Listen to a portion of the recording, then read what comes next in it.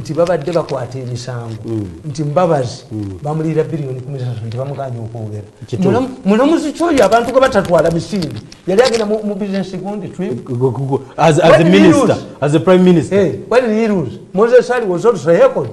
The first lady was also heckled. Did they claim the same amount of money? Omulamuzi kwotwala ekikumi abantu ne bamutwala tazika na kitaawe kubanga ekyo tuyita fundraising cases kakati in this case nabaga nti ekamwinga abasajja bajja wano ne bakugamba twagala kukolawo cement factory bwe beefuula ne beefuula ne baga nti babaligize baliwe millions of dollars netuzibawa nga tewali kye bakoze. Ask this man eyakoze factory who wrote the report that another factory will consume our limestone very quickly. Bali betwakompaseri nga balese factory million asatu ati n'empya yazze waliwo omupya yazze bamukulembeze wenkya ebikukuna bagambye musisi oleeta musisi was stupid you are idiot bagala musisi account for billions of money. Parliament yemu yebaddewo nga musisi agenda ne bamuwa sente n'abanyonyola ne bamatira don't talk rubbish don't feed us with rubbish. Tebayita musisi musisi bayagala muyita ajja tubuulire sente yazisipendinga atya accountability tugyetaaga basajja muliwe kulowooza tuli basiru. City Council has a team of lawyers. The lawyers connived as elsewhere connived with the clients ne babasinga emisango ono omuvubuka yakubanga amayumba paka abantu lebamusindika agenda kubaga omukulu yafaira muwogo bamayumba g'abantu ayina na diploma tiyasoma bagenda kuba amayumba g'abantu asindisa amanyi bwati atadeko gabigeni bamusindika mugulu akubaga omukulu omanya biri mayumba g'abantu omu ag'omunsi sente zawano abo abagaga sente zawano zita za Bill Gates genda olye sente zalubegona bona atambula oyo mwana yakubanga ebizimbe by'abantu nga musekere ebizimbe by'abaganda ebirimu obimanyi simanyi nageze baluga abalwe ebibeera wansi w'ebitanda embusonda abo abasajja bafunye sente mu Uganda abatali bayigirize sente zaabwe za Bill Gates simanyi siza software mpozi wava muno wa benzi naye nti sente zaabwe za Bill Gates simanyi ozibbe simanyi kuweza Bill Gates zomanyi za software ye ebintu ebyo tabikiriza mukimanyi family yapote apote babikiriza ambasajja basiramu batuufu naye abasajja kakati nkugamba nti bakonayivinga kati balooya bakesisi bagenda ne beekobaana bali akasente. Respect y'owangalabi. Parliament knows who does what is not musisi. City Council recruited a team of lawyers. Okay. Like in the Bank of Uganda, there was a team of lawyers. But they hired otugamba oyagala bayite balooya baleme kuyita musisi. Yes. He was the accounting officer. The executive director is the overall. Nkubulidde kati benga liko bakozesa mu government. Kwati bayina magezi. Ababiti bayina magezi. Government ejjo kujja mama sosi n'ebintu ebitundu. Kati owakanya kyakuyita musisi mu kakiiko. You don't need to call musisi has been here musisi tendered in her resignation and waited. Ekituufu nembagamba yawayurizigide temwafu badayirekita ba State Council badduka buddusi enaku zino bagenda nnyo bagenda balawulira onaagenda intelligence yamwe teyasoma political intelligence mu Rwanda batugamba bw'olabanga omuti nga gubaddeko endegeya ne zibukako omulundi mukuba guyingidde mu musota mpulira naye intelligence gy'onyo. That's why I'm reluctant to give them my information. I see. Oh, why intelligence on head of political department yiso? What do you do? Mulimo gwechi. Nti mu City Council ba director badduka you don't it does not get attention. Totandika kunoonya oba alinda budget. Alika alinda budget. Takimanyi omuntu wego bamusomesa kwata mundu. Ebyo biri sophisticated. Takimanyi ebiri political. Nti kakati katubuuze emisango egyo gyaliwo tulina minisita wa Kampala waliwo minisita tumwebaze when did these cases happen gye muyitirako musisi akomewo mpulira like kubanga ekikwate kyammwe kyekimu nti bwemuyeeya tunabira mu compensation ng'obutale mu bubba nga mayumba mugamenya nga muyita Museveni obutale mu bubba nga mufunayo omuyambi omunyampi Kiddu Makubuya omunyampi Saida Bumba ye yabalagira kabasi mu cabinet mwali omunyampi kagole naye afume naye mwe temumanyi nti abantu bano bwe badda ye ewaabwe obukyayi obuli mu famire omumbumanyi nti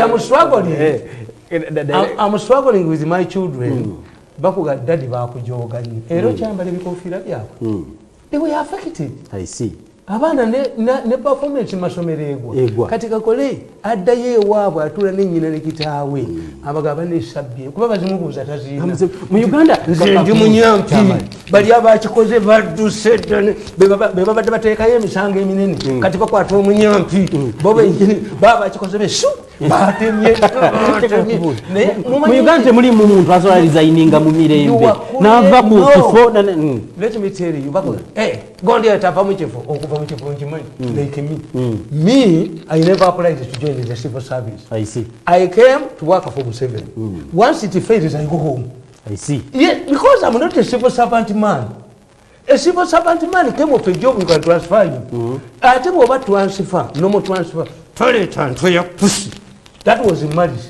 Bwabanga bagala kugamba genda kugamba oluyombo lwo teruli kukuwumbula luli kuhungeri gye wawumulamu. This respecting a president n'ekifo ekyo kyenyini would have been expunged from my records. I see. Because it's like a pregnancy coming out of a rape case. Whenever I hear this title I remember the meeting being abanjoga it affects my head. I see. Gundi anatereza ekintu Pius Bigirimana anti kyenkubuulira nti era mubabazanyira ku bwongo njagala kudya kutegeera Pius Bigirimana gyalaze anakirininga judiciary. I have been fighting for Bigirimana ne bamugamba nti ali so dirty that he cannot even sit on a women board. Kakati of the two, the women board and Ministry of Justice, which requires integrity. Justice automatic. Ekitegeeza Bigirimana mbadde mumuwaayiriza.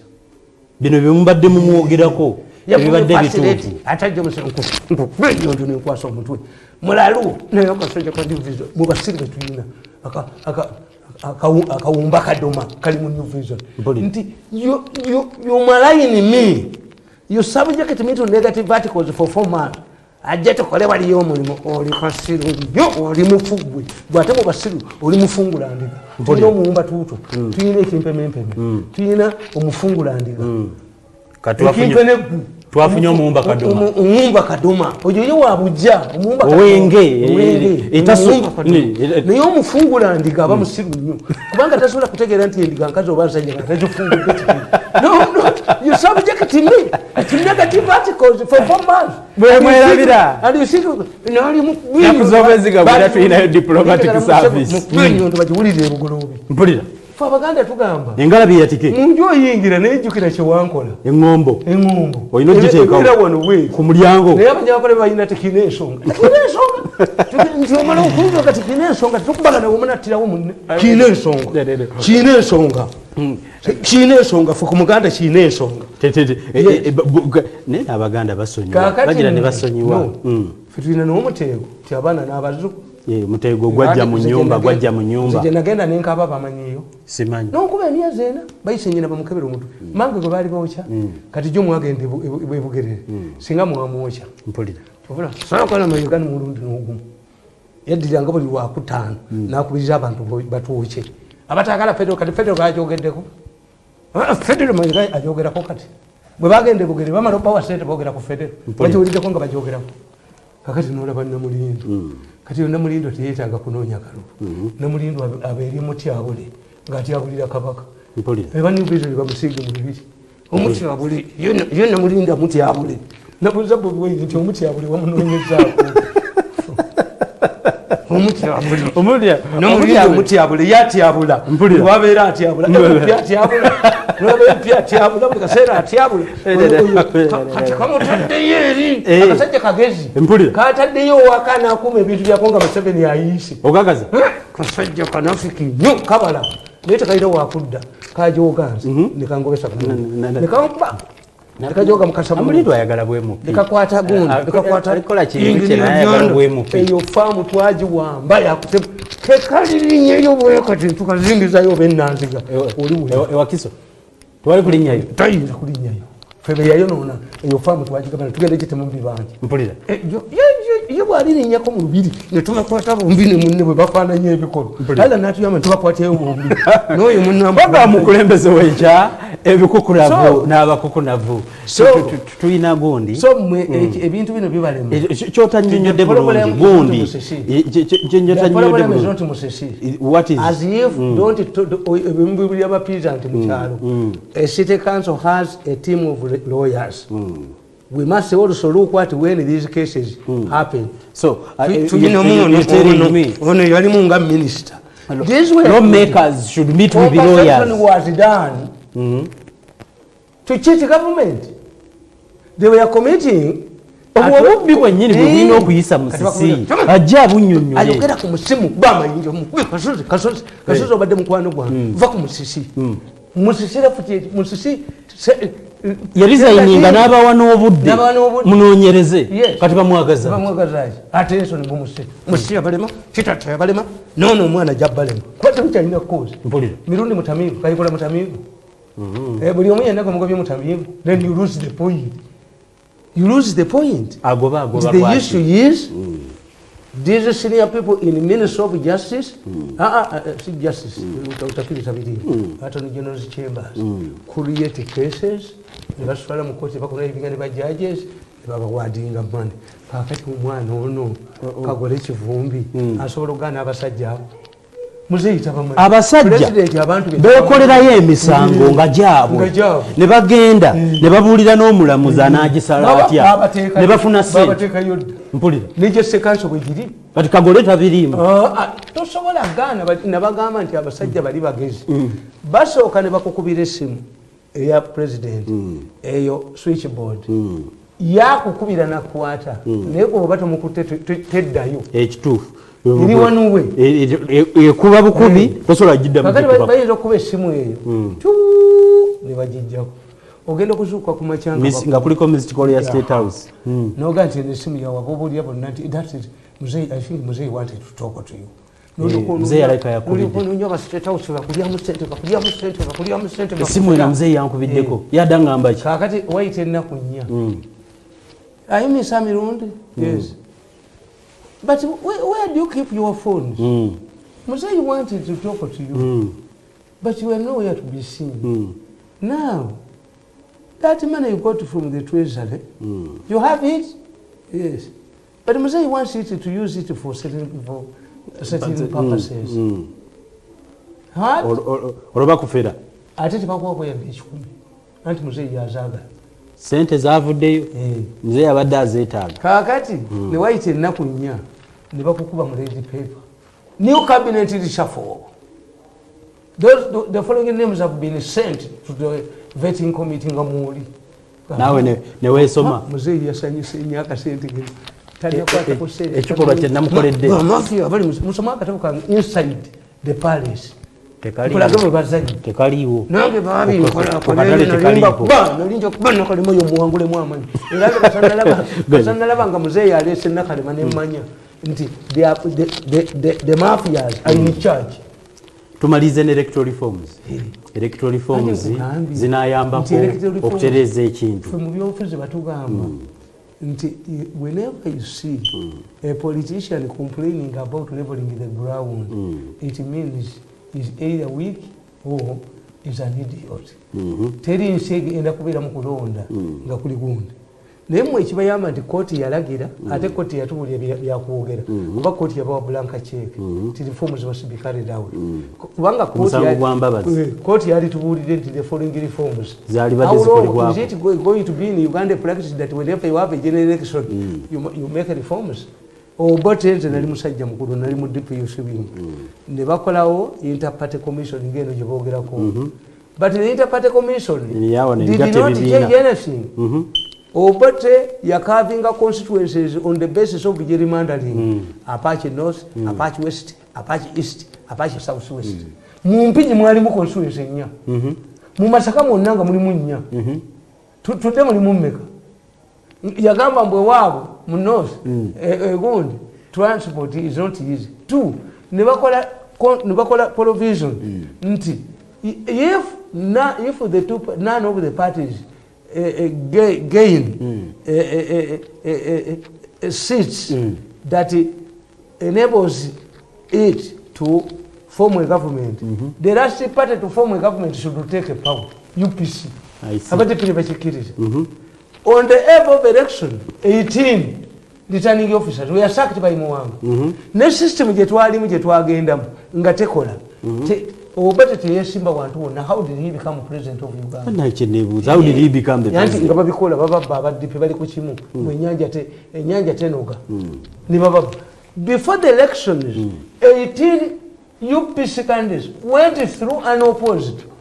Omayicha bakola badira HDL ne bakisibire abadipi abali bagenze nga buyise tebagenda HDL bakisibira ku side tebaje basobola kugenda ku crossing again ekyokubi ne bajja bakwata abadipi obuje kitumalirize returning officers baba sabanga etikiti z'omusolo nga tiri provided form kulonda ekitegeeza bano babyaluhanga bino bibaleeta nga ndi mu opposition mbisanyukira nnyo anti Uganda yasumagiza oyinza okubasumagiza oyinza obutabikkiriza kati bwoba batandise okutamba baba yaluhanga aleeta galubindi nga byaluhanga atandise okuleeta omuggo walking stick kitegeeza nabo bategedde nti ekiri ku ground kyekyo kyennyini Pulezidenti Museveni ajja kuyita mutalina parliament ekyo kyennyini kyekiri ku ground nti buli kantu konna bakabbye n'amateeka ge baleeta gonna mu kiseera kino kukyayisa bantu which means mafia eri mu gavumenti ya Museveni yekola amateeka ago yekola ebyo binsotya mu parliament mu kaseera kano naye parliament ejja bisa lwaki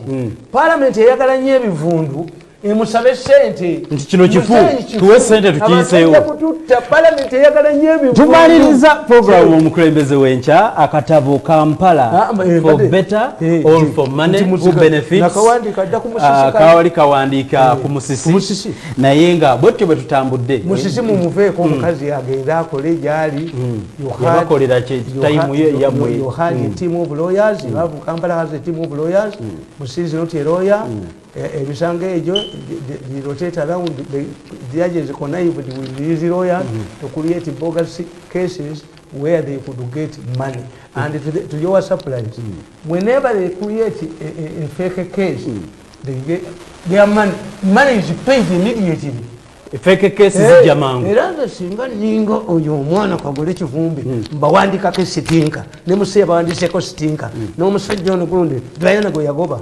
Professor Mbonyi naye yabawandikako sitinka yawandise n'ekyokubiri waliwo n'omulala mu education gwe bagobamu nayo sitinka byonna bajja biro nkinga kimu mu campaign mulyoke mulaba abatasobola kwogera tugende mu diplomatic service ya Pastor Augustine Yiga eyendaku z'omwezi nga 9 tukusuubirayo amasuuti tweyazikameyezi nange mu September ngenda kujja kuza emyaka 3 egya independence oyina emyaka 3 gya independence gyaki nakale makuba ku simu yange nalweta kuba ku simu waliwo minisita nfuga nze nfugibwa omuntu omukolo gwa independence